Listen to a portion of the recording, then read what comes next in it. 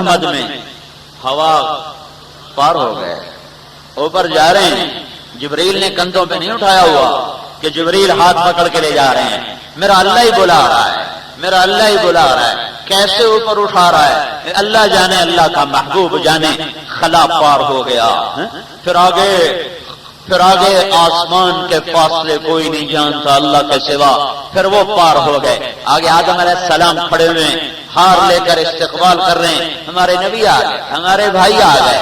دوسرے آسمان پر پہنچے تو یحییٰ علیہ السلام، عیسیٰ علیہ السلام، زکریا علیہ السلام کھڑے ہوئے، استقبال ہو رہا ہے، فرشتے دیدار کو آ رہے ہیں۔ تیسرے آسمان پر پہنچے تو یوسف علیہ السلام نے استقبال کیا۔ چوتھے آسمان پر پہنچے تو ادریس علیہ السلام نے استقبال کیا۔ پانچویں آسمان پر پہنچے تو ہارون علیہ السلام نے استقبال کیا۔ چھٹے آسمان پر پہنچے تو موسیٰ علیہ السلام نے استقبال کیا۔ ہمارے نبی آ گئے، ہمارے بھائی آ گئے، فرشتے بھی آ رہے، انبیاء بھی آ رہے۔ ساتویں آسمان پر پہنچے تو وہاں استقبال کو کوئی نہیں ہے، وہاں ایک کعبہ ہے، اس کعبے کا طواف ہو رہا ہے، فرشتے طواف کر رہے ہیں، اور اس کعبے کی دیوار کے ساتھ ایک بزرگ آدمی، سفید لمبی داڑھی، وہ ایسے گوٹھ مار کے ایسے بیٹھے ہوئے، ایسے ہتھا نال گوٹھ بنا کے ایسے۔ تو ہمارے نبی نے پوچھا یہ کون ہے بزرگ؟ تو جبریل بولے یہ آپ کے دادا ہیں ابراہیم علیہ السلام۔ بھائی اگر اللہ کا حکم ہوتا تو ابراہیم علیہ السلام بھی آگے کھڑے ہو کے استقبال کرتے، چونکہ ابراہیم علیہ السلام بھی ہمارے نبی کے ہی تو فعل ہیں۔ اللہ کے محبوب نہ ہوتے تو ابراہیم بھی نہ ہوتے، کائنات نہ ہوتی، زمین آسمان نہ ہوتے، عرش و فرش نہ ہوتے۔ تو مقام کے لحاظ سے تو ابراہیم علیہ السلام کو بھی کھڑے ہونا چاہیے استقبال کے لیے۔ کیوں نہیں بھیجا؟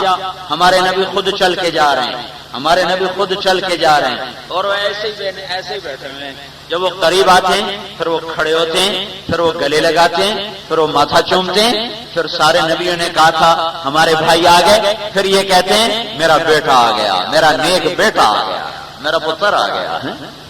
یہ کیوں کروایا ہے کہ میرے اللہ کو پتا تھا کہ یہ امت ماں باپ کی بڑی نافرمان ہوگی، یہ ماؤں کو ذلیل کریں گے، یہ باپ کو گالیاں بکیں گے، یہ باپ کو دھکے دیں گے۔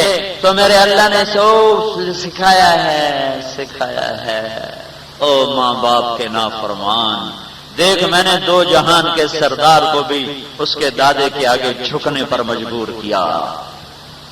وہ نہ ہوتا تو ابراہیم نہ ہوتے، وہ نہ ہوتے تو موسیٰ کلیم نہ ہوتے، ابراہیم خلیل نہ ہوتے، اور عیسیٰ مسیح نہ ہوتے۔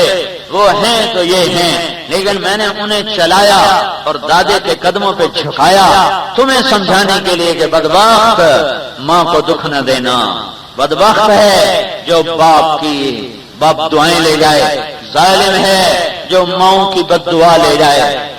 نصیب ہر گئے اس نوجوان کے جس نے ماں کو دکھ دیا، جس نے باپ کو دکھ دیا۔ وہ برباد ہو گئی نسل جن کی مائیں روئیں اور جن کے باپ روئے، وہ کچھ نہیں ہیں، ان سے گلی کا کتا اچھا ہے۔